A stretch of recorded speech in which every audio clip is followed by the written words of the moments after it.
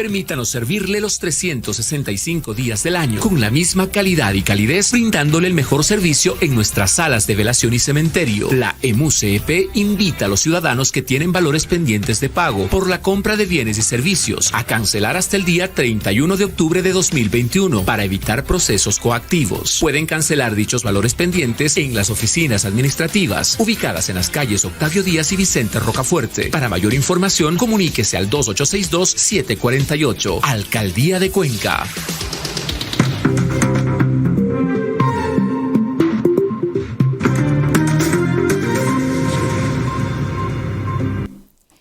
¿Qué tal, amigos y amigas? Muy buenos días, bienvenidos, bienvenidas. Un domingo más, Voces de la Ciudad a través del portal Voces Azuayas. Les saluda Rosana Encalada. Como cada fin de semana vamos a tener un muy interesante análisis en esta ocasión, la crisis del sector de la construcción y las tecnologías alternativas para reactivarlo. El acceso a la vivienda de calidad y como consecuencia la tasa de vivienda informal es uno de los principales retos que enfrentan las ciudades de América Latina y el Caribe. Un estudio del BID, del Banco Interamericano de Desarrollo, estima que en América Latina más de 5 millones de familias dependen de otras familias para acceder a una vivienda. Más 3 millones viven en viviendas precarias y por lo menos 34 millones de familias no cuentan con acceso a infraestructura de servicios básicos. La crisis provocada por la pandemia de la COVID-19 ha evidenciado la alta vulnerabilidad que los hogares informales enfrentan al contar con condiciones precarias como hacinamiento y falta de acceso a servicios de agua y saneamiento. Esto está demostrado y se está demostrando de alguna manera en la importancia de invertir en infraestructura de vivienda que atienda a las poblaciones vulnerables, así como mecanismos y reformas que contribuyan a reducir los déficits de vivienda. La paralización de la industria de la construcción provocada por la pandemia de la COVID-19 se ve reflejado en altos índices de desempleo. El sector de la construcción en América Latina y el Caribe representa una importante parte del gasto en inversión pública y una fuente significativa de empleos. En promedio, los países latinoamericanos invierten el 28% del gasto total en infraestructura pública de transporte. Incluye transporte terrestre, ferroviario, aéreo y otros. Y el 19.7% en construcción de viviendas y de servicios comunitarios como redes de suministro de agua y alumbrado eléctrico. Según la Organización Internacional del Trabajo, la OIT, en América Latina y el Caribe, al año 2018, el sector de la construcción empleó directamente al 7.5% de la población económicamente activa. Además, la inversión en construcción tiene un efecto multiplicador de la economía, generando empleo indirecto y dinamiza otras industrias que forman parte de la cadena de producción. Asimismo, este sector emplea una alta proporción de la población no calificada y vulnerable socioeconómicamente que depende de ingresos diarios, afectando a poblaciones que no cuentan con un colchón económico que les permita mantenerse por un tiempo prolongado. Y es precisamente el tema que vamos a abordar el día de hoy, la situación de la construcción, cómo se encontraba, cuál era su condición de salud antes de la pandemia y qué es lo que ha ocurrido en estos ya prácticamente 2 años desde que inició estas circunstancias que nos ha tocado a vivir con un confinamiento y que al parecer de a poco con la intención de vacunar a un porcentaje importante de la población que nos permita tener la inmunidad de rebaño, empezaría ya a reactivarse. Y para abordar este tema nos acompaña ya aquí en Voces de la Ciudad el ingeniero Trajano Bermeo Jaramillo. Él es constructor, socio de la Cámara de la Construcción de Cuenca y promotor de las primeras jornadas de tecnologías alternativas para la construcción. También nos acompaña en esta mañana la arquitecta María Cristina García. Ella es presidenta de la Cámara de la Construcción de Cuenca. Y a mí me gustaría iniciar este diálogo con la arquitecta García como presidenta de la Cámara de la Construcción, y me gustaría además iniciar con una lectura general, con una visión con la que ustedes nos puedan aportar respecto de cuál es la situación del sector de la construcción en este momento. Como decía hace un momento, sería importante conocer cuál era la salud de este sector previo a la pandemia. Conocemos que ya venía enfrentando situaciones complejas por la crisis económica que ya venía arrastrando el país, pero que además se vio seriamente agravada con esta situación de pandemia. Arquitecta, bienvenida. Muchas gracias, Rosana, y muy amable por estar en este interesante espacio. Muy bien el análisis que usted acaba de realizar, muy claro, muy concreto. Y pues sí, nosotros venimos de una época que desde el año 2015 el sector de la construcción se veía seriamente afectado. Pero veníamos trabajando, veníamos apretados en nuestras economías, pero estábamos haciendo nuestro mayor esfuerzo. Cuando entramos en la pandemia, nosotros somos uno de los sectores quizás el más afectado. ¿Por qué? Porque nosotros no podemos hacer teletrabajo simple, ¿no es cierto? La construcción no puede hacerse desde la casa, no, nuestra mano de obra, nuestros proveedores no pueden estar en la casa. Entonces, era serio, era muy complicado para los constructores, y fue ahí que, por ejemplo, comenzamos nosotros a incursionar y a pedir al gobierno de ese entonces. Hablo de la época de que estábamos en pleno confinamiento, marzo, abril del 2020, a pedir que nos permitan salir a trabajar. Pero ¿cómo? ¿Cómo íbamos a salir si no teníamos el conocimiento? No sabíamos qué nos iba a pasar y no podíamos tampoco poner en riesgo ni a nuestros empleados, ni a nuestros proveedores, ni a ninguna persona que esté dentro de nuestra cadena de valor. Entonces se comenzó a trabajar de manera bastante unida a nivel nacional, con grupos, con el colectivo de constructores positivos, con otras cámaras, con colegios profesionales, en la elaboración de protocolos, que era algo nuevo, era algo muy nuevo para nosotros, porque no sabíamos a qué nos estábamos enfrentando. Lo hicimos bastante bien, y de ahí en más el gobierno nos permitió trabajar en un plan piloto a un grupo de empresas que llegamos aquí en La Soya a ser más o menos 75 empresas constructoras que salieron a trabajar en época de pandemia, en confinamiento total, guardando todos los protocolos y acoplándonos de manera, inventándonos qué teníamos que hacer de acuerdo a las exigencias que teníamos de salud. Y ahí, bueno, tuvimos una muy buena experiencia, digámoslo así. Pensamos que íbamos a acabar muy bien el año. Había buena respuesta del público, porque de los clientes, porque todo el mundo vio la necesidad de tener un espacio nuevo en su hogar. Todos estaban, los niños estudiando en casa, pues necesitaban acoplar su casa. Entonces, mucha remodelación, mucha construcción, mucha pensar en valorar lo que es tener una casa en la que nos permita estar mucho tiempo, que es lo que ahora nos sucede, versus al departamento o casa que teníamos antes, que íbamos simplemente a dormir y salíamos siempre a hacer las actividades fuera. Entonces cambió un poco esa mentalidad. Pero pasamos de año, vino el tema electoral, vino el cambio de gobierno, y también vino una situación económica que afecta a todo el mundo, y no nos quedamos afuera, que es ya la falta de empleo. En enero comenzaron a surgir los desempleos, la falta de contratación, la falta de seguridad laboral, y la gente dijo, no, ya no me puedo endeudar. Y nuevamente los constructores nos comenzamos a quedar un poco con el inventario, con las ganas de trabajar, pero si no hay un comprador no tenemos a quién vender.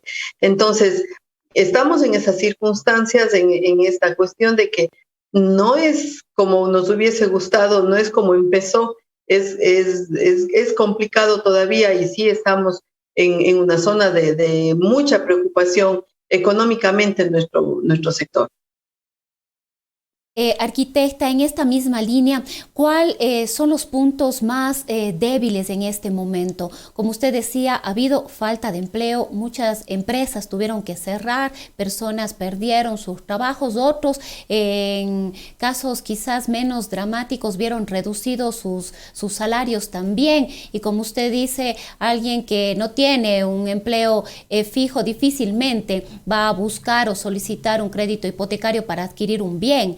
Pero también está el otro lado, ¿no? El crédito y el acceso a financiamiento para proyectos y programas de construcción. Y quizás junto a aquello hay otras problemáticas como el espacio geográfico, digamos así, el espacio físico en donde implementar estas nuevas construcciones. Y ahí entramos además en otra problemática que es la que además Cuenca ha vivido recientemente con estas circunstancias que se han dado frente a la construcción de los planes de ordenamiento territorial, del plan de uso y de gestión del suelo, de esta ordenanza que tuvo que ser dada de baja para que tenía que ver con el control precisamente del uso y ocupación del suelo aquí en la ciudad de Cuenca. ¿Cuáles son los puntos más débiles hacia los cuales deben ustedes o han considerado que en este momento deberían apuntar mucho más cuando aparentemente hay optimismo con la llegada de un nuevo gobierno?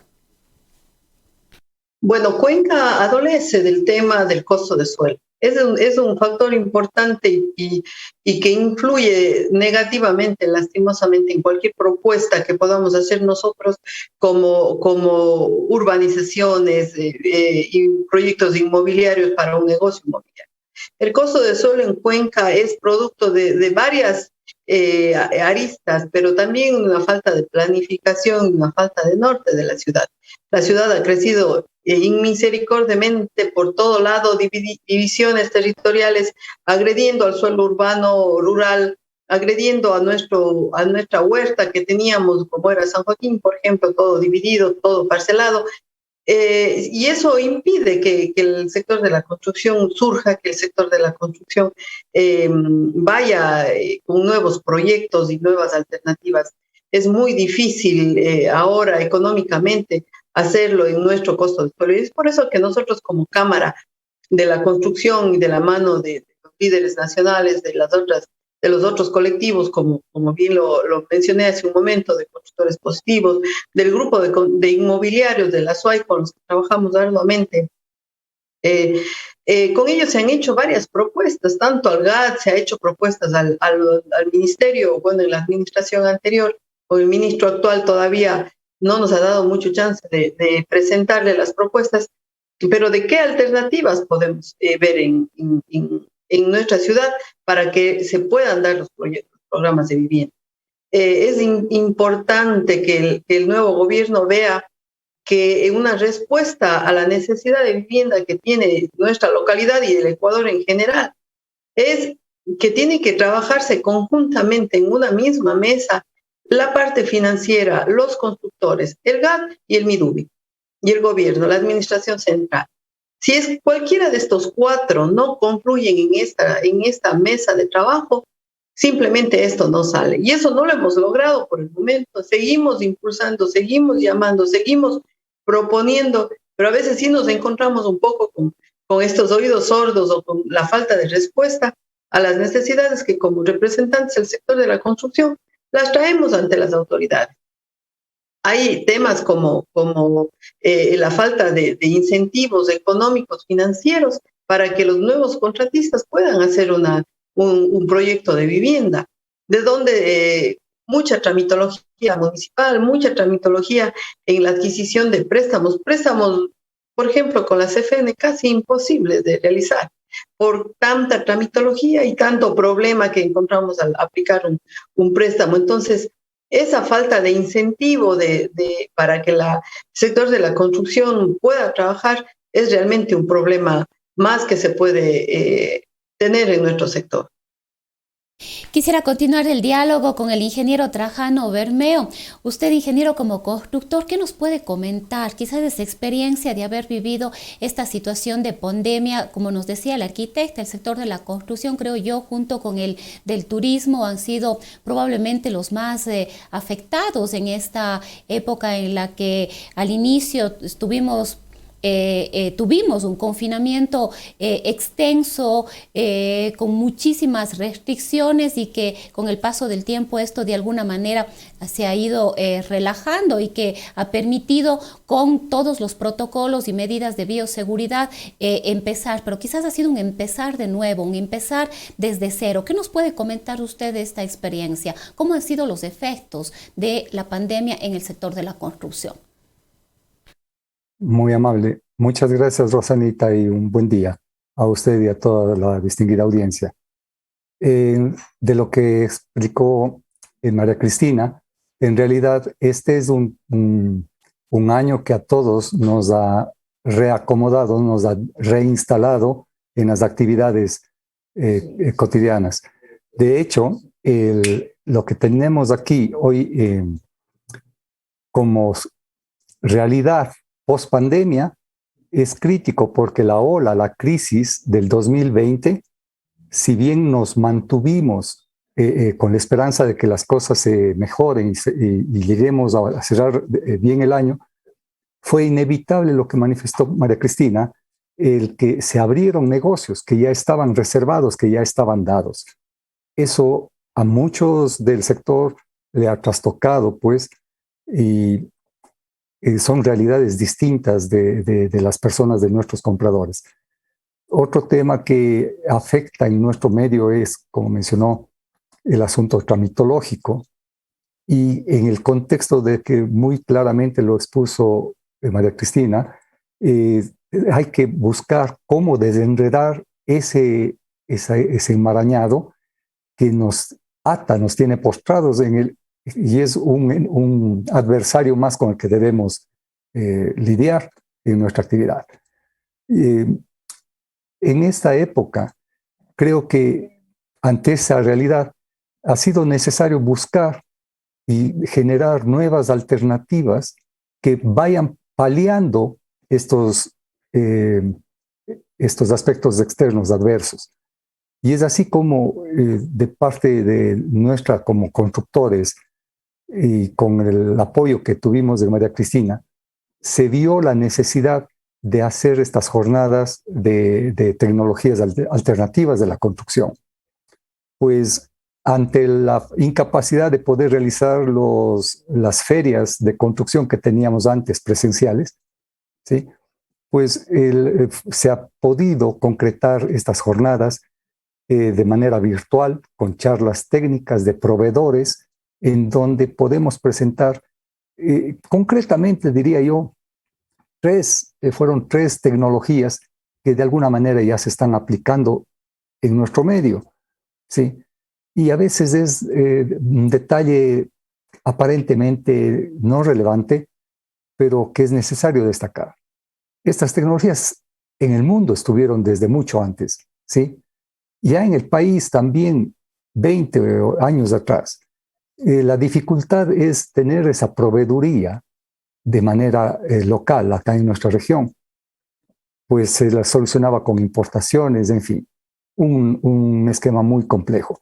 Pero hoy en día tenemos empresas que realizan ya esos componentes de construcción, que de alguna manera es lo que se está implementando en el mundo, los sistemas de construcción offsite, perdón, es decir, que en planta, en la industria, se producen los componentes que van a ser instalados en la edificación, y esto nos permite ganar tiempo, ¿sí? Y algo más importante, alcanzar construcciones con la más alta calidad, porque los procesos en planta son con sistemas de control de calidad muy rigurosos, lo Ahora, que no ingeniero, ocurría en la construcción tradicional. Ingeniero, incluso conversábamos antes de iniciar el programa y decíamos que tantos los clientes, los usuarios, quienes vamos a hacer uso de esa vivienda, como los propios constructores, nos hemos visto obligados a repensar nuestras formas de vida y nuestros espacios de vida.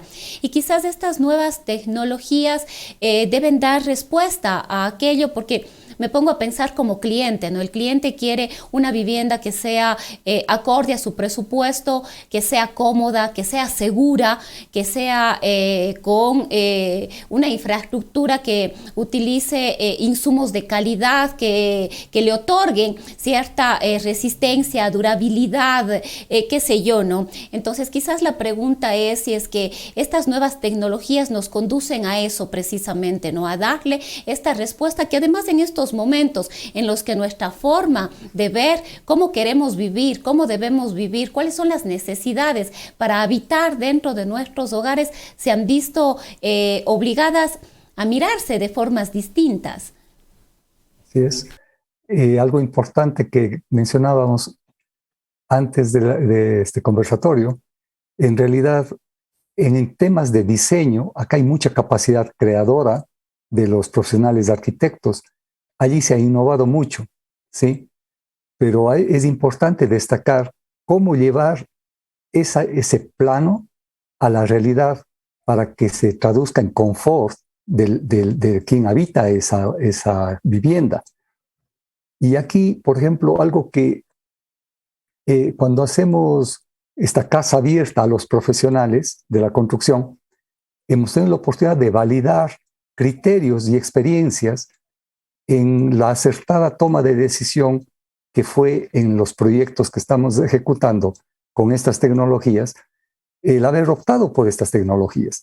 Y se redunda, en última instancia, en beneficio siempre del usuario, de quien va a habitar esas viviendas.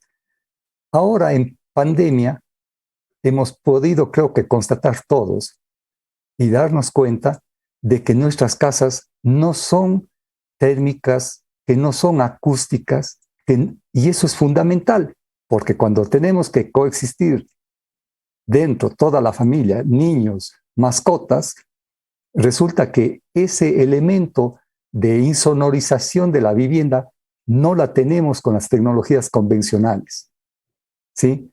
Cuando debemos pasar toda una mañana frente a la pantalla en reunión tras otra virtual, nos damos cuenta que debemos calefaccionar nuestra casa. ¿Por qué? Porque las mamposterías no son térmicas ni acústicas. Entonces, si solamente valoramos eso y le damos ese confort a nuestros clientes, creería yo que es un beneficio mucho mayor y real, al margen de la calidad superior de estas tecnologías de construcción, al margen de la optimización de costos que significa para el constructor y que se traslada eso para ser competitivos, que se traslada eso al beneficiario, al comprador, al usuario final, para mitigar, ahora sí, en el contexto de lo que hablábamos antes, para mitigar el caro suelo que tenemos en nuestra región. Debemos optar por sistemas constructivos no baratos, no de mala calidad, porque tampoco se trata de eso, sino son tecnologías y sistemas constructivos que precisamente al ser producidos con elementos de materiales que inclusive tienen un aporte adicional, como se manifestaba en las charlas de las jornadas, tienen un beneficio adicional de ecoambientales. Es otro tema que nosotros como promotores y constructores de la ciudad, que estamos de alguna manera promoviendo estas jornadas al sector, nos vemos en la obligación, y desde ya le comento a Cristinita, de tener que mantener a lo mejor casa abierta, ahora ya no solo para los constructores, sino para la ciudadanía en general, porque lo que les acabo de compartir es algo que todavía no lo valora, no lo sienten las personas que van a vivir o adquirir una vivienda. Nosotros estamos convencidos de que al innovar y al utilizar estas tecnologías, estamos dándole más valor por el mismo valor, en última instancia, a nuestros clientes, ¿sí? Porque son temas que tienen que palparse y tienen que realmente convencerse de que esto está no solamente dándole un beneficio a este comprador, a este constructor, al mundo, al planeta incluso, porque estos sistemas constructivos están reduciendo el 40% de emisiones de CO2 en el planeta si es que todos construyéramos como es debido, ¿sí?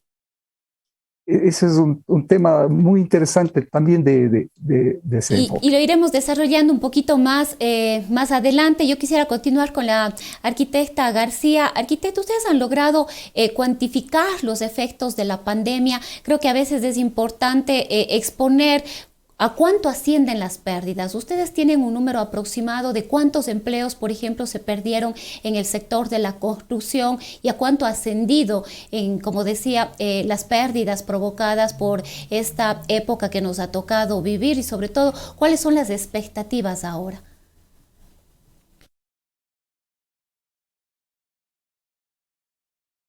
Tenemos a arquitecta, se nos perdió el audio. Perdón, le decía que de los últimos indicadores que tenemos del Banco Central nos decía que la construcción había perdido por la pandemia alrededor de 20.000 empleos.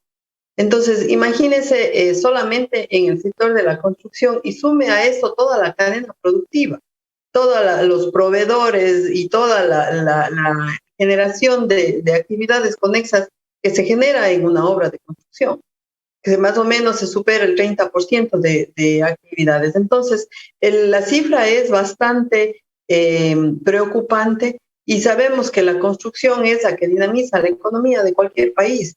En época de guerra, en época de crisis de un país cualquiera, es la construcción la que saca adelante un país. Y es por eso que creemos nosotros que tenemos que siempre concientizar a nuestros gobernantes en que tienen que impulsar la construcción en todas sus áreas, no solamente en el sector inmobiliario, sino también en la parte de contratación pública, que también es una parte bastante buena. Y es por eso, por ejemplo, bien traído el tema de Trajano, que nos dio un éxito terrible, una aceptación buenísima en cuestiones. Hemos tenido en la Cámara ya nuevos acercamientos de otras tecnologías alternativas para que la gente vaya conociendo y utilice esto para minimizar costos, para hacer más rápidas las respuestas en el tiempo, en mejores aprovechamientos de espacio, en mejores aprovechamientos de confort y también aportar con el ambiente, para aportar con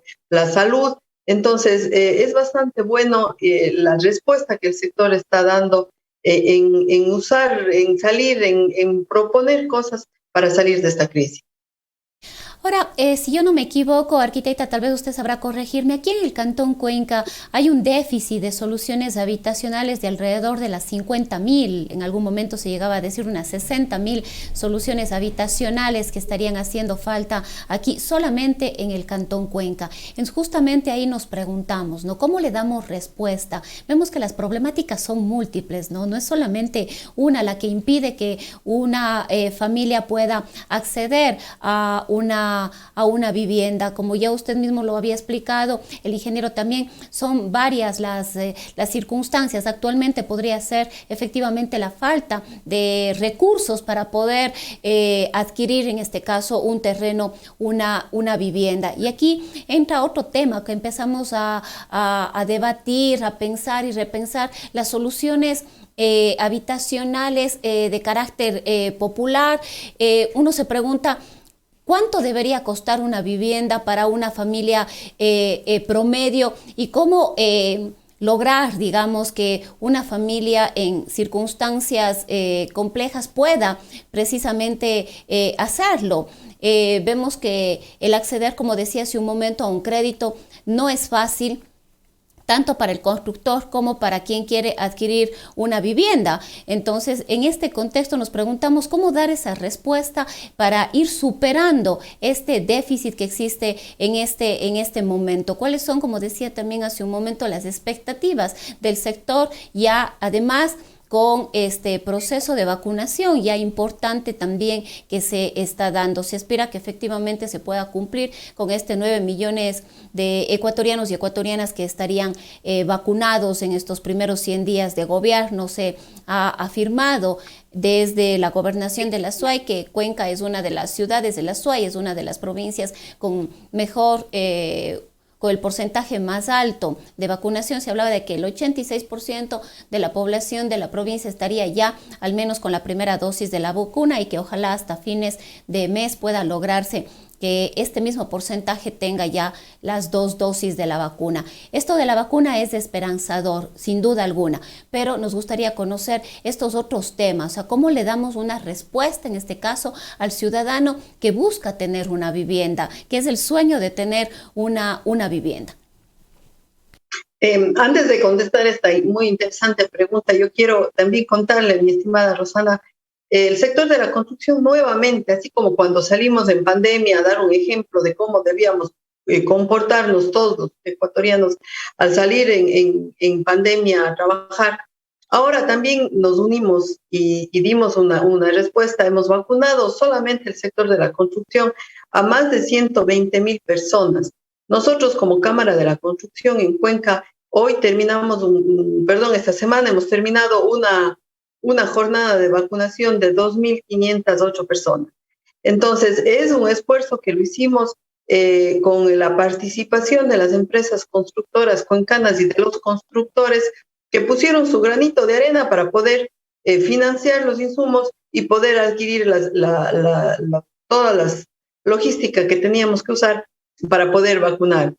Nos sentimos ampliamente satisfechas de haber hecho esta labor en bien de la gente del sector de la construcción. Nosotros nos abrimos un punto en una empresa privada de la ciudad y vacunamos a familiares, a albañiles, a toda la cadena productiva que se acercó a ser parte de este gran evento, y fue algo realmente satisfactorio. Volviendo a su pregunta, nosotros como Cámara hemos hecho, tanto en el gobierno anterior y lo vamos a hacer en este gobierno con mucha fuerza, es en que para dar las soluciones habitacionales que las necesitamos y las necesitamos urgente en Cuenca, es que tienen que sentarse a conversar el GAT, el MIDUBI, la banca y los constructores. El GAT tiene que tomar los correctivos necesarios para poder permitir que haya los espacios para un verdadero asentamiento de viviendas de interés social, sea en conjunto o sea de manera individual, en terreno propio, en terreno comprado, en terreno donado. La banca tiene que sentarse a conversar en cómo va a financiar estos proyectos, no solo al beneficiario final, sino también al constructor. Entonces también tiene que haber una participación. Además, en vivienda de interés social, no siempre esa persona es sujeto de crédito para una casa de 90,000, de $100,000. Obvio, son empleos inestables, son empleos, pero sin embargo hay una cuota de arriendo que bien la puede pasar a la banca, ¿no? Para que sea la cuota de su vivienda. Tiene que haber esa flexibilización en función de la realidad social que vive nuestra clase media, que necesita esa vivienda. El MIDUBI tiene que adoptar una vivienda, un mecanismo, una política de vivienda tal que permita que estas dos entidades, GAT y Finanzas, puedan financiar una vivienda de interés social. Además, tiene que crear las condiciones necesarias para que esa vivienda sea una vivienda digna, una vivienda que cumpla las mínimas expectativas de una familia de 2 dormitorios, con sus áreas correctas, pero que sea factible, tampoco exigencias que no las podamos cumplir porque físicamente no se las puede cumplir. Entonces, y luego los constructores, que es la cuarta parte, también tienen que estar conscientes de qué están haciendo, cómo lo van a hacer y por qué lo van a hacer. Entonces, estos 4 ejes, estos 4 pilares fundamentales son necesarios para dar una correcta respuesta a la vivienda de interés social tan necesaria en nuestro medio. Nuestra aspiración es lograr, en el transcurso de la administración de la Cámara de Construcción, lograr que esto se cumpla y que realmente se dé una respuesta y una utilización del fideicomiso que existe en las viviendas. Yo hablo por el Azuay, ojalá se dé en todo lado. Es a veces frustrante ver que en otras ciudades, en Guayaquil, en Quito, programas de vivienda de 200, 300, 400 casas, mientras en Cuenca no existe. Uno de los ministros anteriores, recuerdo, me decía: María Cristina, yo tengo para el Azuay 1,000 casas. Y no pudimos tener una de esas 1,000 casas porque no se podían enlazar todos los otros actores. Y eso a veces es frustrante de uno hacer todo lo que podamos como Cámara, pero encontrarnos siempre a veces con barreras de uno u otro lado que no nos dejan proponer las cosas, o sea, que no se dan las cosas como nos gustaría. Y eso a veces sí nos complica un poquito. Y otra cosa, arquitecta, en este mismo sentido, uno escucha y conoce que en otras ciudades es posible, por ejemplo, sobre todo en la costa, encontrar una vivienda de $40,000. Quizás en Cuenca eso sería impensable, es impensable una vivienda de $40,000. Bueno, no es imposible. Sí hay cómo hacer. Inclusive nosotros hicimos un planteamiento de viviendas hasta de $40,000 en terreno propio. ¿Por qué? Porque en Cuenca particularmente, me imagino que en todo el país, pero en Cuenca, que es donde nosotros vivimos, que se da este tipo de cosas, es que todo el mundo, todos los cuencanos, siempre pensamos en comprar un terreno. Ese es nuestro objetivo desde el día que nacemos. Estamos pensando en que vamos a tener un terrenito.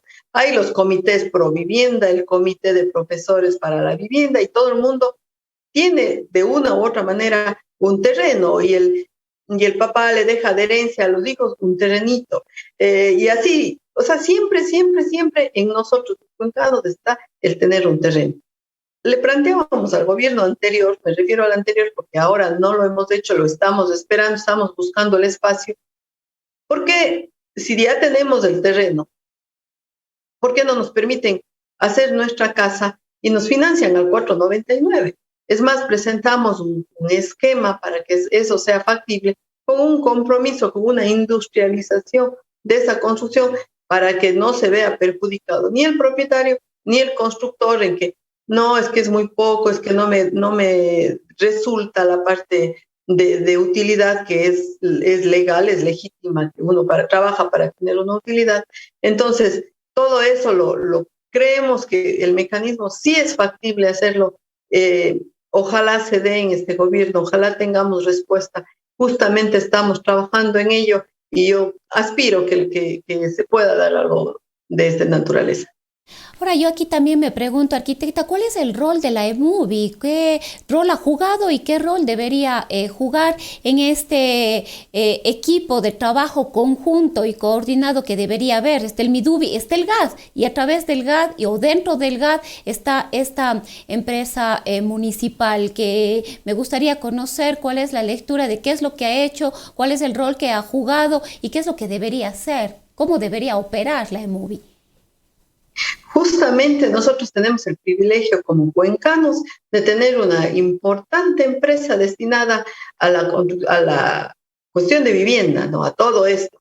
No eso conlleva que el eMovie sea la principal competencia, entre comillas, de un profesional. Ese no es el rol.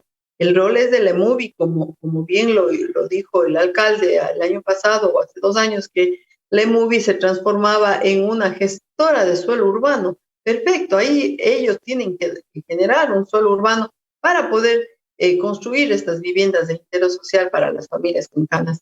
Entonces, el rol del eMovie como representante del GAD es en este contexto que yo acabo de describir, es fundamental y básico. Ojalá se den estas respuestas, ojalá el GAD, pues, a través del eMovie pueda dar las respuestas trabajando conjuntamente con las otras entidades. Bermeo, en este mismo sentido, ¿cuál debería ser el rol de la eMovie? Ha habido un debate también de si efectivamente debe la eMovie dedicarse a construir viviendas, poner a consideración de la ciudadanía estos planes, como hemos visto ahora, estas urbanizaciones para que los cuencanos, las cuencanas o quien quiera pueda acceder. ¿Cuál debería ser usted o cómo han visto ustedes como constructores? ¿Cuál ha sido la apertura o el trabajo coordinado que debería existir entre el sector de la construcción, en este caso del cantón y esta empresa? Rosanita, como manifestó María Cristina, no deberíamos verle como una competencia en realidad, porque siempre es necesario desde la política pública local que tenga un brazo ejecutor para atender nichos específicos de necesidad que la sociedad requiere. Y para eso están estas instituciones o empresas públicas que, por último, deberían dar soluciones a menor costo porque se entendería de que no es su prioridad el tema de una rentabilidad económica. Cosa que también es discutible porque cuando no se le da la rentabilidad adecuada, no es sostenible. Y si a eso le añadimos que se presta para que se incremente personal, en lugar de tener capital de trabajo, se va en capital de operación. Ese tipo de distorsiones lamentablemente se da con las empresas públicas, ¿sí? Ahora bien, ¿qué ¿qué es necesario que se dé como ciudad? Algo que también manifestó María Cristina. Normativa clara para que no sea la EMUVIU, por ponerle el nombre, sí, o la institución pública, la que sí puede bypassear o tener ciertos parámetros de edificabilidad que no los tiene el promotor y constructor privado. ¿Sí? Ahora está en discusión estas nuevas ordenanzas y más que se fijan multas altas y que esto que lo otro. ¿Cuál es el problema de una multa? Si el sector formal lo hace y trabaja bajo la ley, no hay por allí ese temor, ¿sí? La multa debe ser drástica para que cualquier incorrección que se realice en la ciudad se vaya abajo, eso se le derruya por último, si contraviene la norma. Pero cuando tenemos ambigüedades de que es permitido hacerlo para el régimen de propiedad horizontal, una cosa, lotes mínimos de tanto, o para urbanizaciones, lotes mínimos de 120 metros. Y si aquí, solamente con hacer la infraestructura de una urbanización, el portero de lado ya piden a 300 o 350, imaginémonos la distorsión que se da al mercado. ¿Sí? Y si aparte se dan concesiones de edificabilidad más alta con una tasa adicional para financiar al municipio, seguimos en el juego de especular el mercado. Entonces, no vamos jamás a poder atender la demanda que existe de la ciudadanía con vivienda competitiva, que esté enmarcada en la capacidad adquisitiva de $90,000 máximo. Por más esfuerzos que hagamos de tener tecnologías que nos permitan optimizar el costo, si solo el terreno ya está en los 50,000. O que si tenemos para hacer un proyecto en altura, si las condiciones de edificabilidad debemos pagar al propietario del terreno y por último, después también debemos pagar al municipio para que nos permita subir 2 pisos adicionales o más pisos. Estamos atentando, yo diría, contra un principio que era la política pública que debió observarse. Capacidad de la infraestructura de la ciudad, condiciones de vías, de anchos de vías, de tráfico, condiciones de disponibilidad de parqueos para los que van a habitar en ese edificio. Si tengo todo eso bien, déjenos hacer los pisos que pueda darse en las zonas que el plan nos permita.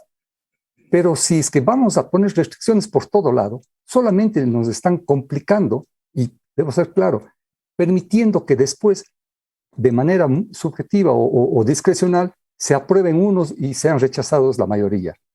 Esto es un tema que realmente tiene que discutirse porque, caso contrario, solamente el sector estará postrado y la ciudad con la demanda insatisfecha. Terrenos baldíos, terrenos de engorde y la necesidad latente de tener vivienda de la ciudadanía. Ingeniero, ¿cuán real es que hay un déficit de terrenos para la construcción de vivienda aquí en el Cantón Cuenca? Mucho se habla de que la ciudad ya no puede crecer o cómo debería crecer la ciudad en altura. Se dice que el camino ahora va por ahí, pero todavía me parece que esa idiosincrasia del cuencano es de tener su casita, no necesariamente un departamento, sino tener otro tipo de espacio. Sin embargo, la pregunta es efectivamente esta. ¿Hay un déficit de terrenos en la ciudad, en el cantón? Rosanita, es un tema muy delicado para mí. Pues no soy un urbanista, no soy un profesional de experto en el tema. Soy un constructor de toda la vida, un estructurador de proyectos, pero sí debo decirle, por simple y criterio común, una ciudad eficiente no debe ser grande en extensión. Cuenca no tiene ese territorio. No tenemos zona periurbana para abastecer a la ciudad. Entonces, la poca que tenemos debemos protegerla. Sin embargo, cuando no hay una normativa clara, exponemos a que uno u otro constructor, por la vía derecha o izquierda, ejecute proyectos en donde no se debe hacer. ¿Sí? Y lamentablemente no se toman cartas en el asunto de hacer este tipo de de normativa de la manera oportuna y ordenada, sino lamentablemente tenemos represado, creo que años, las actualizaciones de estos tipos de estudios que deben considerar muchos aspectos de manera técnica, no de manera política ni por tema de clientelismo del gobierno de turno.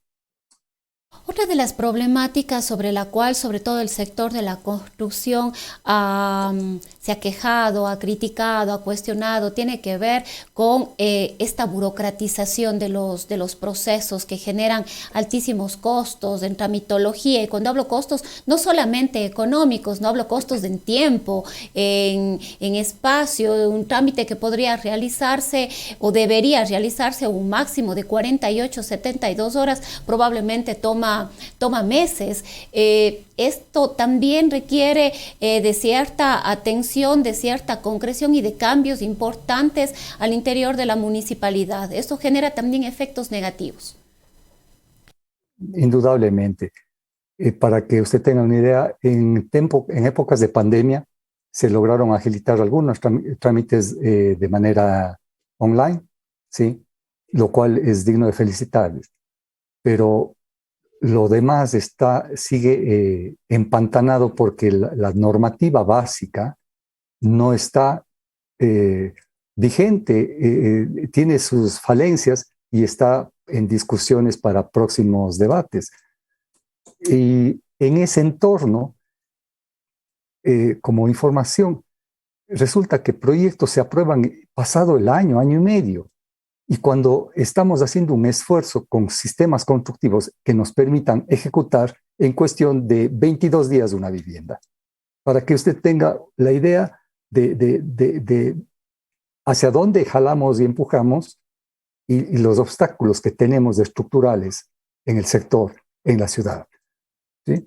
Una normativa que nos mantiene represados cuando esto podría dinamizar terriblemente la economía de la región.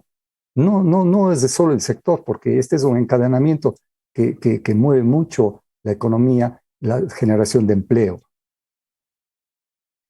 Algo que mencionó hace un momento, por ejemplo, en créditos al constructor, Cristina, fíjese el asunto de tramitología para los créditos que se daban con las políticas de CFN. Demoras.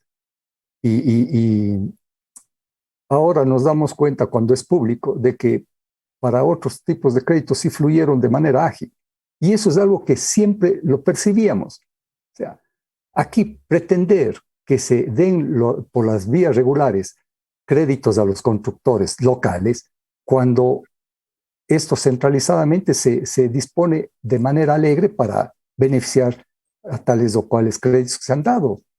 Entonces, estas cosas debemos decirlas, estas cosas la ciudadanía debe escucharles las noticias y se les debe, espero, el gobierno tendrá que reenrumbar esta situación.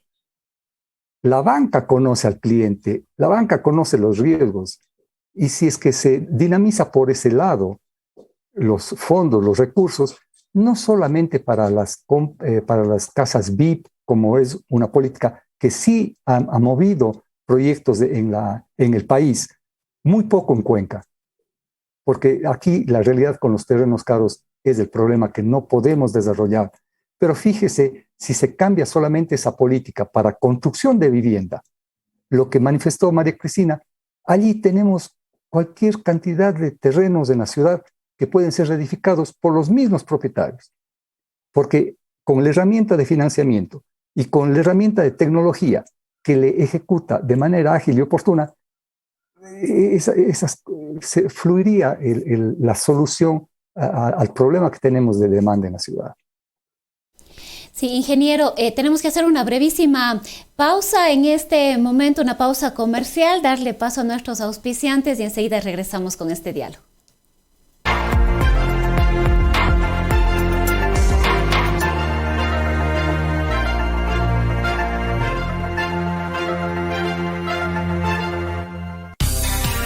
Permítanos servirle los 365 días del año con la misma calidad y calidez, brindándole el mejor servicio en nuestras salas de velación y cementerio. La EMUCEP invita a los ciudadanos que tienen valores pendientes de pago por la compra de bienes y servicios a cancelar hasta el día 31 de octubre de 2021 para evitar procesos coactivos. Pueden cancelar dichos valores pendientes en las oficinas administrativas ubicadas en las calles Octavio Díaz y Vicente Rocafuerte. Para mayor información, comuníquese al 2862-748. Alcaldía de Cuenca. Y estamos de vuelta. Yo quisiera continuar con la arquitecta García, y el ingeniero Trajano nos hablaba de las dificultades que tienen, sobre todo por los costos de los terrenos. Un artículo publicado por la Universidad de Cuenca precisamente sobre una investigación de los costos de los terrenos y esta diferencia que hay entre el avalúo municipal y el costo comercial. Voy a leer una partecita que quisiera que ustedes le conozcan para que puedan hacer un análisis respecto de esto y sobre todo cómo avanzar en una solución. Dice, en base a un levantamiento, es la investigación que se hace en la universidad, de 994 predios en el Cantón Cuenca, 421 sin edificación, 518 con edificación y 52 de propiedad horizontal. Los precios de los terrenos, según el avalúo municipal, tienen una media de $244.24 por metro cuadrado, mientras que los precios de oferta tienen un valor de $451 del metro cuadrado. En promedio, el precio del suelo dado por el avalúo municipal representa el 54% del precio del mercado, aproximadamente la mitad. ¿A qué se debe esto, arquitecta? Y sin duda alguna, el costo de los terrenos de aquí son sumamente altos. Bueno, hay muchos factores que influyen en la determinación del costo de suelo. Muchos son especulativos, muchos realmente son así. Hay temas como la venta de terrenos en condominios, que es una práctica que se la hace aquí en Cuenca, que no está pegada a ley y que eso permite subir mucho el costo de terreno. Entonces, una indiscriminada fraccionamiento del suelo que permite poner precios sin ningún análisis técnico a los propietarios, todos esos factores además confluyen en poner unos precios exorbitantes de suelo. O sea, no hay a veces análisis técnico que pueda sustentar el costo del suelo. Eso es lo que pasa en Cuenca. Realmente nosotros los cuencanos tenemos el precio del suelo más alto de todo el país. ¿Cómo contrarrestamos esto? Esto depende de una normativa que pueda estar contemplando el GAD municipal. ¿De qué depende? ¿O estamos sujetos simplemente a la oferta y la demanda? Bueno, debería, es obligación del GAD tener una política que permita frenar un poco esta especulación de suelo, este precio desorbitante del suelo. Precisamente con los determinantes que entendemos nosotros que se pondrán ahora en el nuevo plan de uso y gestión de suelo, tendrá que venir acompañado de una política que frene un poco estos costos de suelo y que permita que Cuenca se pueda construir fácilmente sin que sea prohibitivo adquirir un lote en la ciudad.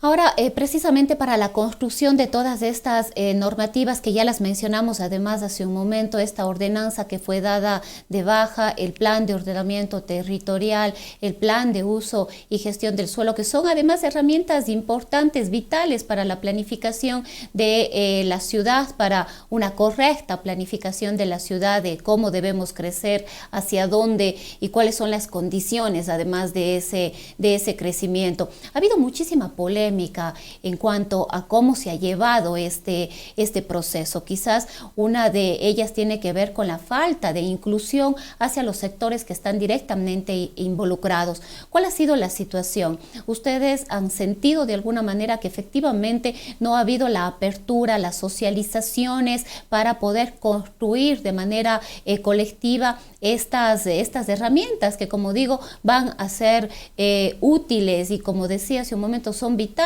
para el desarrollo de la ciudad? Bueno, yo me permitiría decir que no es que no ha habido una apertura. Nosotros conformamos unos comités de mesas técnicas precisamente invitando de manera absolutamente abierta a todo el que quiera participar. Hubieron al principio muy buenas respuestas de la gente, pero no todos, no todos los que hoy protestan, no todos los que hoy salen a decir que una ordenanza está mal o a decir que el plan de utilización del suelo de pronto adolece de fallas, no lo vinieron haciendo a través del tiempo. En este proceso, por ejemplo, de las mesas técnicas, de pronto no hubo al final cierta coordinación, pero tampoco podemos decir que no hubo la apertura, o sea, tampoco hay como decir que no existió la apertura. Hablo por dentro obviamente, de mi sector, ¿no? Del sector netamente técnico de la construcción.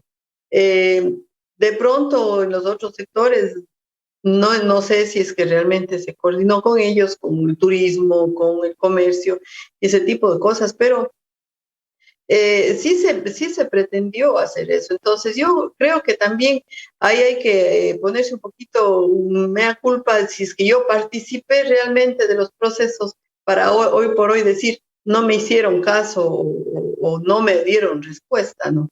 Nosotros sí podemos decir que hemos participado y que no nos dieron respuesta en ciertas cosas, en otras sí, y seguimos luchando y seguimos haciendo. Ahora mismo vamos a empezar otro proceso similar al de las mesas técnicas para seguir contribuyendo en eso. Entonces espero que la gente se sume y se den sus críticas, que siempre deben ser constructivas, que aporten a la construcción de este plan de distribución de suelo, porque de eso se trata, ¿no? También uno tiene que involucrarse. No es fácil dedicar más del tiempo del trabajo, dedicar a la ciudad, dedicar a hablar por la ciudad. No es fácil, pero hay que hacerlo. Definitivamente es caduca la normativa que tenemos actualmente. Se ha venido hablando de la necesidad de un plan de ordenamiento territorial ya desde hace varios años. Es una deuda que existe con la ciudad, pero definitivamente la normativa que en este momento existe ya no responde a la realidad del Cantón Cuenca. Ya es imposible, podemos decirlo así, yendo al extremo, que siga estando vigente. Bueno, realmente es caduca, realmente adolece de muchas fallas. Y es más, aún ahora, con la nueva realidad que vivimos, que se nos dio la vuelta al mundo, más aún queda, muchas cosas nos queda debiendo la ordenanza vigente. Entonces, es necesario, es fundamental, por eso la Cámara siempre estuvo a favor de una reforma, más no de una derogatoria, porque creemos que el control es totalmente necesario en la ciudad. La ciudad se ha desbordado en un desorden, en un crecimiento y muchas agresiones al espacio urbano de la ciudad. Y quizás también es necesario repensar el tema de lo urbano, el tema de lo rural, de lo suburbano. Se nos ocurre pensar en zonas como Ricaurte, como San Joaquín, y quizás cómo lograr que haya una integración entre estas dos zonas, porque parecerían dos mundos completamente distintos, la zona rural y la zona urbana de Cuenca. Bueno, a mí me preocupa de todos los comentarios que he oído sobre el plan de uso y gestión de suelo, cuando estuvo este tema tan polémico de la ordenanza. A mí siempre me preocupó que el punto, la mayor preocupación de la parte rural era el lote mínimo. ¿Cuánto va a ser el lote mínimo? O sea, lo único que queremos es fraccionar el suelo rural, ¿sí? Con fines de comercio o de construcción, pero lo queremos fraccionar. Ese es el objetivo. Cuando la zona rural podría, por ejemplo, reclamar por qué no hay incentivos para el mejor aprovechamiento agrícola de los suelos rurales, por ejemplo, para un mejor aprovechamiento ecológico de los suelos rurales. No hay ese criterio de qué podemos hacer en el campo, porque no hay un apoyo para la agroindustria en el Azuay. Si usted compara cuando uno viaja a la costa, por ejemplo, comienza a ver extensiones y extensiones y extensiones de sembríos de azúcar, de banano, de arroz, ahora es la época de la pitahaya en la provincia de Manabí, pero es que es extensiones de pitahaya que existen ahora. Pero en Cuenca, ¿qué sembramos? No hay un potencial agrícola, no hay un apoyo, los ganaderos se viven quejando de que la poca producción de leche que tienen se ven absolutamente perjudicados. Entonces, no peleamos por el sustento y por rehabilitar al agro, por rehabilitar a la zona rural en su valor intrínseco que tiene, sino en el lote mínimo. ¿En cuánto puedo fraccionar? Entonces, ese concepto a mí sí me preocupa. ¿Qué es lo que queremos en la ruralidad? Fraccionar, volverla urbana, o sea, dividir en lotecitos pequeños de 100 metros y hacerlo urbano. Entonces, luego vienen las exigencias de necesito servicios básicos, necesito bus, necesito escuelas, necesito todo el equipamiento urbano que obviamente se necesita en la zona rural, pero a otra escala, en otro dimensionamiento. Entonces, ese concepto es el que a mí sí me preocupa, que en todas estas conversaciones y en todos estos debates que existen ahora públicos de ciudadanos, es cuál es el lote mínimo, nada más, no es el valor que tiene realmente el suelo rural. Ingeniero Bermeo, este es un debate importante, la necesidad de pensarle a Cuenca a corto, mediano y largo plazo, es decir, qué ciudad queremos los cuencanos y las cuencanas, qué ciudad queremos para habitar, qué ciudad queremos para vivir. Y al parecer, en este contexto del debate y la discusión de la normativa, de las ordenanzas, de los planes, al parecer estamos descuidando realmente este punto esencial del debate de qué ciudad queremos, qué ciudadanos también queremos, ¿no? Ahora que se me venía a la mente la discusión de las ciclovías, si debe haber las ciclovías, si es solo una moda, si queremos una ciudad con calles más estrechas para los vehículos y más espacio para el peatón, para el servicio público de transporte y sobre todo para estas alternativas de movilidad como son las bicicletas. Pero quizás cómo concentrar este debate, el debate fundamental, que es qué ciudad queremos. Es un reto para la ciudad el considerar estos temas en la planificación y en la planificación que está por discutirse en estos próximos meses. Como manifiesta Cristina, hay que rescatar un tema. Se está haciendo estos nuevos planes y de alguna manera tenemos, y en eso debo felicitar a María Cristina, su esfuerzo liderando en la Cámara, como de algunos colegas y distinguidos amigos del Colegio de Arquitectos que están involucrados en estas mesas de trabajo. Pues lo importante es de que se está construyendo estas normativas. Ya, la realidad pasada que por años no se las hizo, debemos estar claros de que es el momento de hacerlo y de hacerlo bien, de la mejor manera, ¿sí? Y considerar todos estos temas, considerarlos no desde construir la política pública desde las buenas costumbres de la ciudadanía, ¿sí? Porque, no de imponernos, porque es ese el criterio de quienes estén tomando las decisiones. Algo que destacó María Cristina, que está ocurriendo en la zona rural, realmente es grave, porque es fuera de control de la planificación urbana. Se han parcelado los territorios de tal manera que son inservibles de este rato, yo diría, para toda actividad.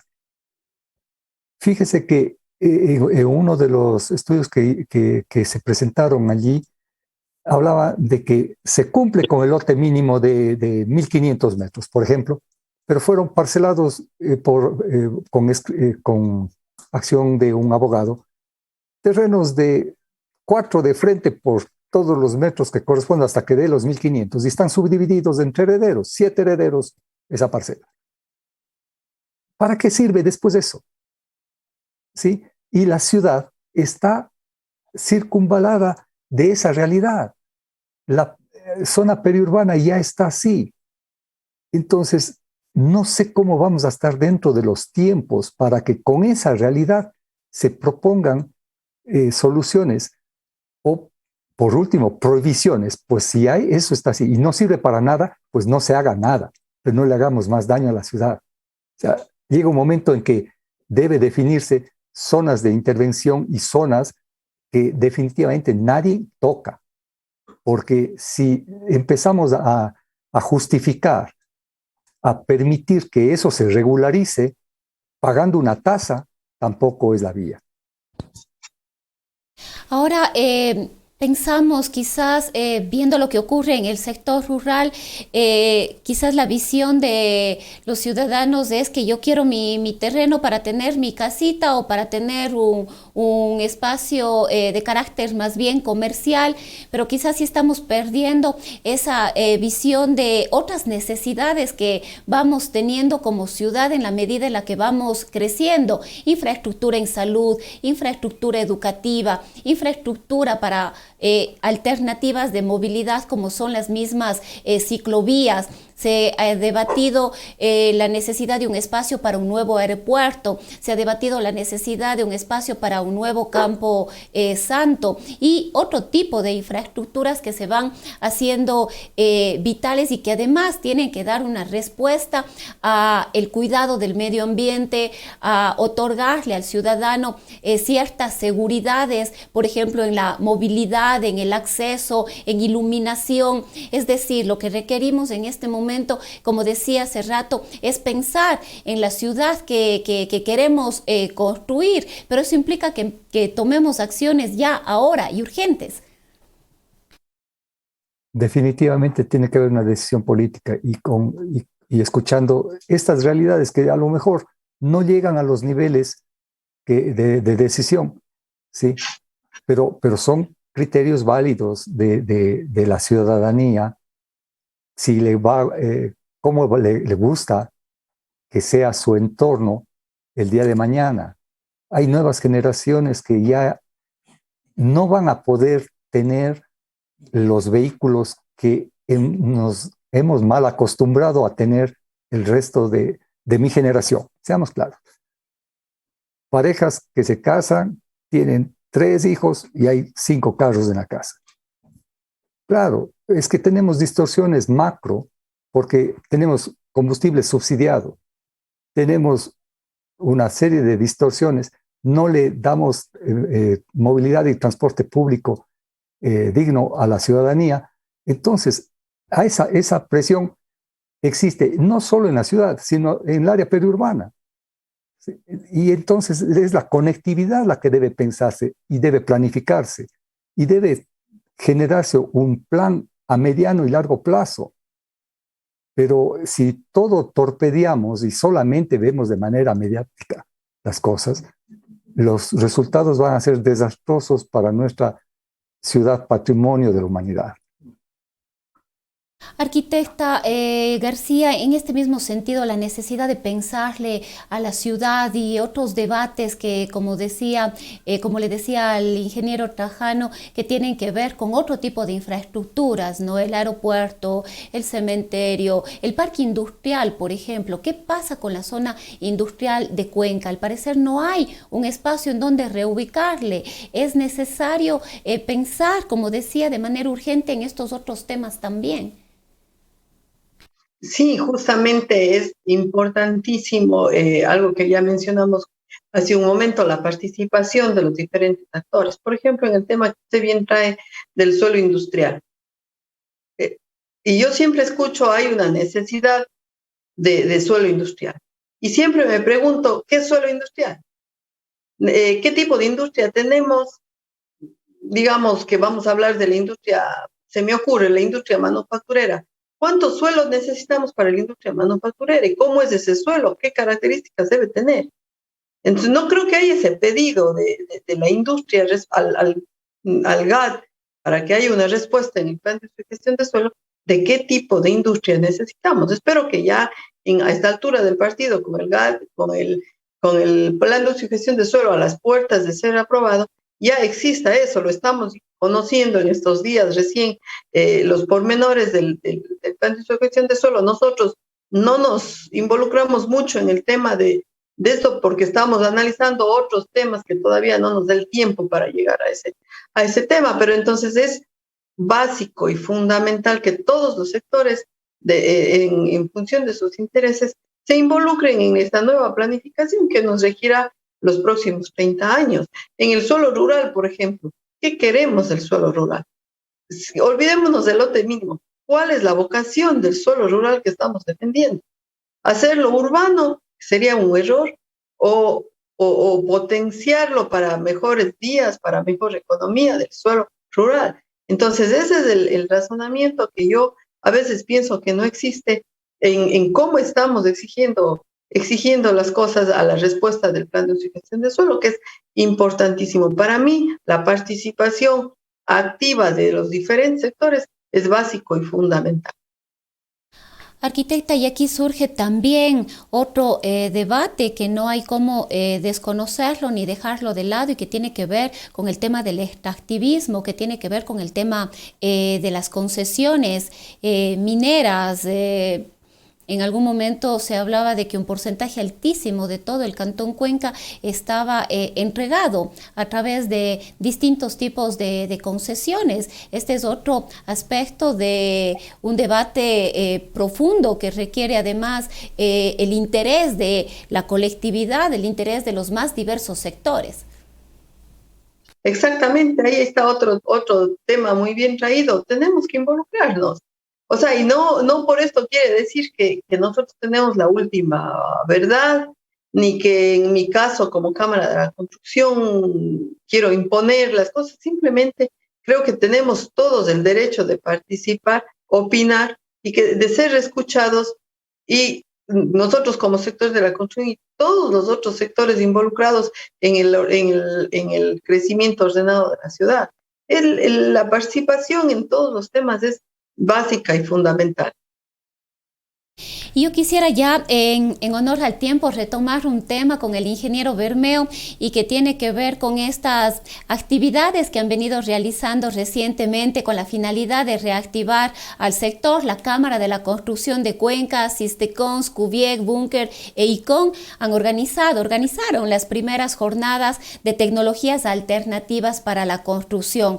El evento gratuito de capacitación contempló charlas virtuales, demostraciones, una casa abierta y visitas guiadas con la finalidad de que los profesionales y constructores accedan a innovadoras opciones y nuevos sistemas constructivos para la ejecución de sus proyectos.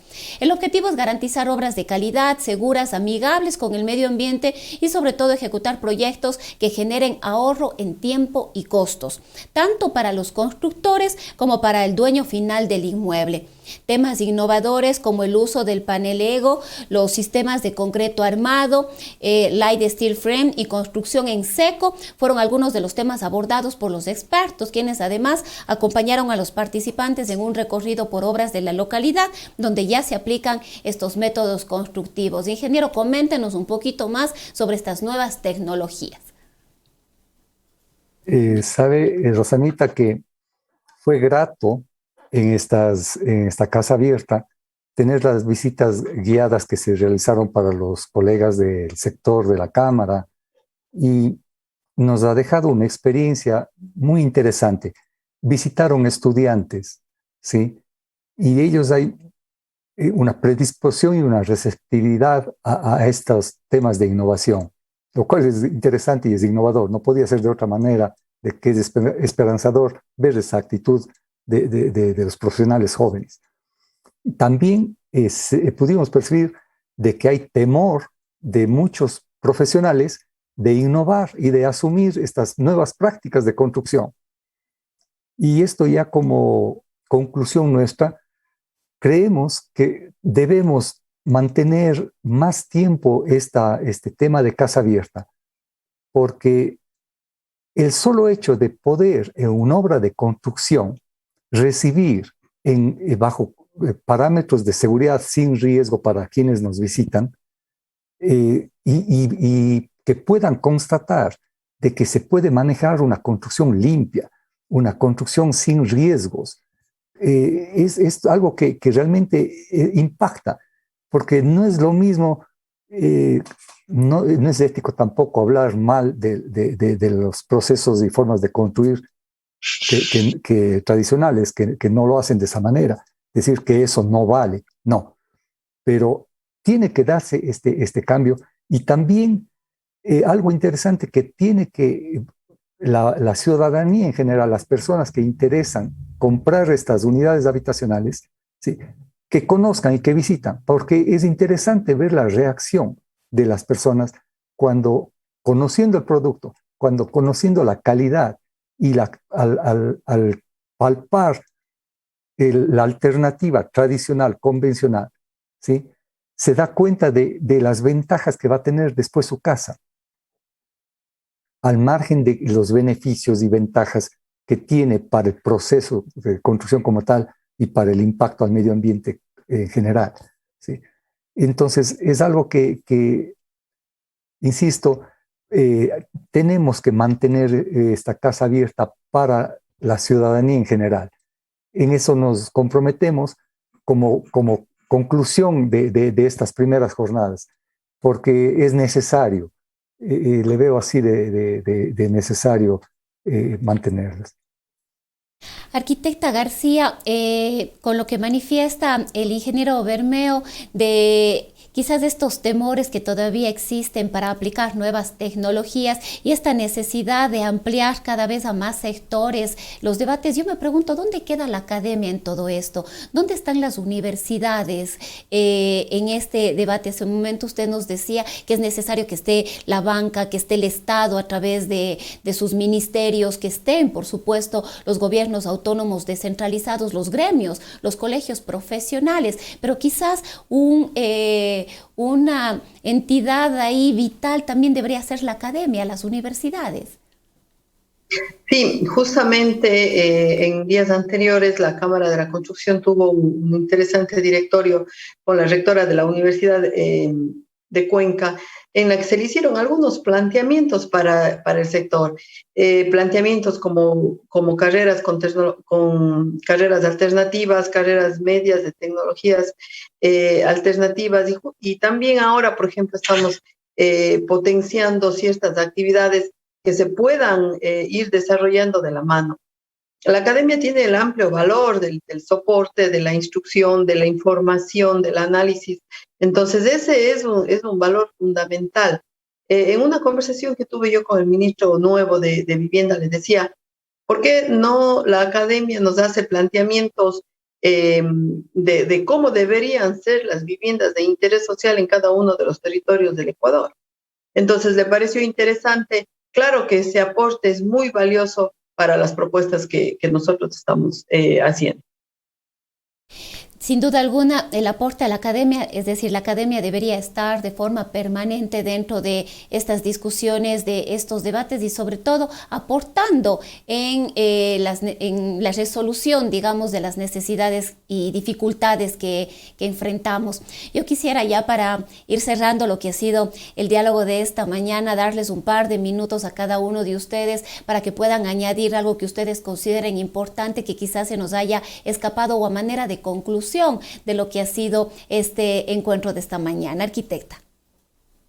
Muchísimas gracias, mi estimada Rosana, por el espacio y a nombre de la Cámara de la Construcción. Yo siempre doy un mensaje de unidad, o sea, invitar a todo el mundo que quiera unirse en nuestras diferentes actividades, porque como sector de la construcción siempre estamos enfocando no solo el tema de vivienda, el tema de contratación pública y varios otros temas, y todo el que quiera, yo no exijo que estén afiliados a la Cámara, sino que quieran aportar, que quieran trabajar, que quieran sacrificar un ratito de su tiempo en venir a las reuniones, en proponer soluciones, en no simplemente polemizar, quejarnos de un asunto, sino siempre pido y siempre sugiero que vengamos con una solución, con una propuesta constructiva, con una propuesta positiva a cualquiera de las necesidades que podamos tener como ciudadanos. Y siempre pues he pedido a la que nos escuche y al gobierno central igual, que somos, al menos de parte de la Cámara de Construcción,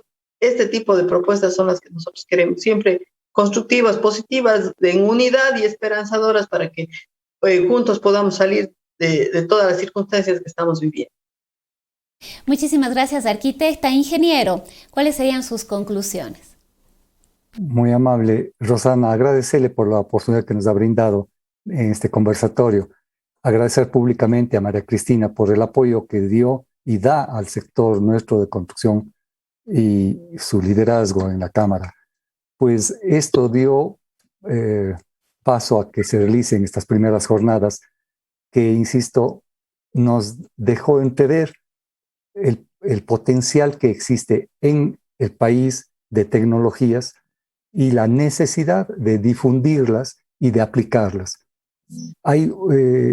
Si solamente conseguimos eso, transmitir a nuestros colegas constructores, ha sido muy grato para nosotros tener esta oportunidad de difundir y algo que está ya en nuestro medio produciéndose en las empresas Cubiec, en las empresas Bunker, en Icon Plus, que son estos sistemas que los hemos aplicado en los proyectos de sistemas de construcción, que es nuestra empresa, la que represento. Y como usted decía, ingeniero, es importante que la ciudadanía también los pueda conocer para que tengan mejores y mayores opciones, porque quizás también hay renuencia por parte de, en este caso, de los ciudadanos a implementar algo distinto en su hogar, ¿no? Así es. Y para ello le comprometo, Rosana, a que nos visite en obras. Será grato que usted pueda constatar. Quizás así también se vuelve una persona que nos ayuda a comunicar de mejor manera estas novedades.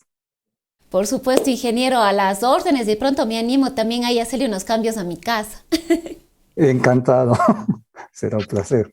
Bueno, yo como siempre quiero agradecer a quienes nos han acompañado en esta mañana. El ingeniero Trajano Bermeo Jaramillo, él es constructor, socio de la Cámara de la Construcción de Cuenca y promotor de las primeras jornadas de tecnologías alternativas para la construcción. Y a la arquitecta María Cristina García, actualmente presidenta de la Cámara de la Construcción de Cuenca, con quien hemos podido compartir algunos criterios sobre qué ha pasado con este sector en esta época de pandemia, que además nos ha obligado a repensar la forma en la que vivimos, a repensar nuestros espacios, pero también a repensar la necesidad de que todos y todas nos involucremos en el debate de una ciudad que la tenemos que empezar a mirar a futuro, a corto, mediano, a largo plazo, y podamos aportar y ser parte de la discusión de qué Cuenca queremos para el futuro, para nuestro futuro cercano, y por supuesto también en qué ciudad queremos que vivan nuestros hijos. Agradecerles por supuesto también a todos quienes nos siguen a través de nuestras distintas plataformas digitales, de las plataformas digitales de Voces de la Ciudad, e invitarles a que sigan con nosotros, que a las 11 de la mañana estaremos con el Pepe Astudillo en Palabra y Vida. De mi parte, que tengan un excelente domingo.